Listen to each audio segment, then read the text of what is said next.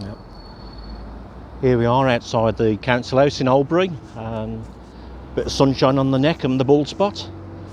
It's been a while since I was last up here, and I've managed to see a few councillors that I hadn't seen in various meetings for quite some time, including our very own and the Great Barr Newsry, Chris Worsley.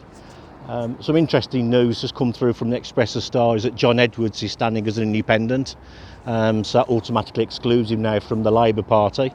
So no doubt there'll be some more blood and snot coming out in the next few days. The names of the candidates that are standing for the local elections will be announced at 5 o'clock, or by 5 o'clock tomorrow. So no doubt social media will go mental with all the various names that are going to be announced. So Sandwell Council, this place, it's had a massive shift in staff. There's been a lot of senior managers that have gone. Some have been paid very, very well, and some have been subject to gagging orders.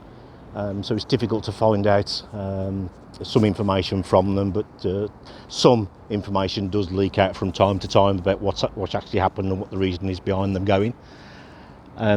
The chief executive, Jan Britton, he went. Thankfully, he wasn't paid off with any special allowance at all. And now we've got David Stevens. Now, David Stevens has started off quite well. There are some grumblings at the moment, and there are issues around governance and some of the members there. Some of the officers here have been politically coerced into their decision making. Some of the cabinet members, and it's rumoured that the current interim leader as well, because they had pressure borne upon them to make certain decisions. I mean, Yvonne Davis, we all know, resigned, and she released quite a very wide-ranging and what's the word I'm looking for? It's a sign I'm tired. It's been a long day already. A wide-ranging and quite damning video on matters concerning corruption, racism, bigotry, and the fact that investigations have been stalled, halted. There's reports that are being stopped from coming out into the public domain. There is a review on the Wragge Report that apparently the council have had since last June or July. It's had QC's opinion, and although it's not been confirmed, it's understood that the QC said it was in the public interest for this report to be allowed out. Well, if the original Wragge Report was allowed out into the public domain, I can't see why the review into that particular report isn't in the public domain as well.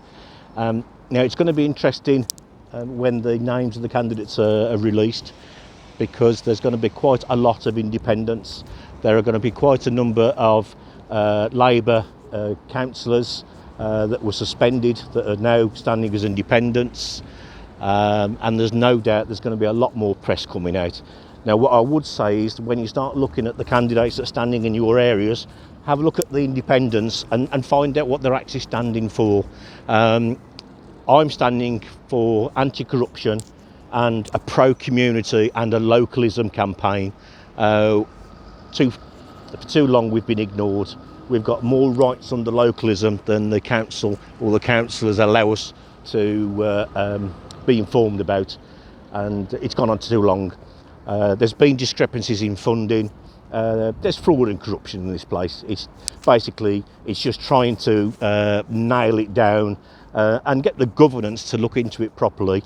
Now, our MP, Nicola Richards for West Bromwich East, has been requested to look into this and to call for independent inquiry and for government intervention. And James Morris, he did stand in Parliament 2 years ago now, and he expressed his opinion there. John Speller at the time tried to put down what James Morris had said, and Steve Ealing in a Sunday Politics programme, he tried to make out that what James Morris was saying was a load of lies.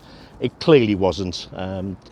I will put up a link to the resignation speech by Yvonne Davis, and you must listen to it.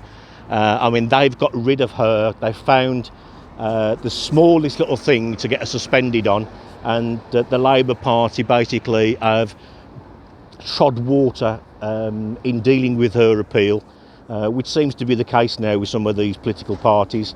I will talk more about my past political allegiances, if you like, and what's currently happened in the last week, 10 days, and you'll be quite surprised.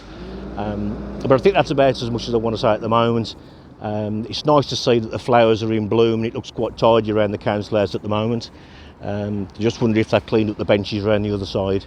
It'd be nice as well when the quarter request is back open, because I just fancy a pint. Anyway, that's all for now. I'll catch you all later. Cheers, bye.